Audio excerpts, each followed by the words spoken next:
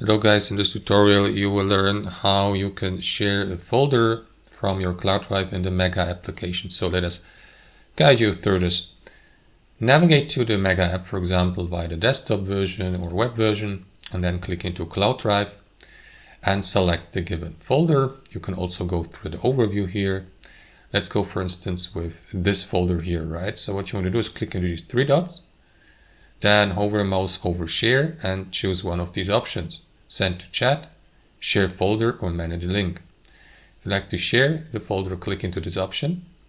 And then guys, what you want to do is click into this field to enter the name of the contacts you would like to invite, for example, to that folder, for instance, here on a Mega app.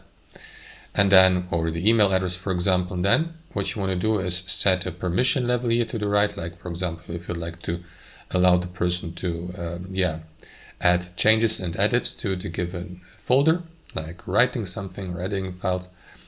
And below you will see who has been given already access. So if you share it for the first time, you will be the only one with access to it, but persons you add to that list will be listed here. And then click into share here to give the given person access to the given folder inside your cloud drive on Mega app. And that's how it works. Thanks for watching, and I'll see you next time.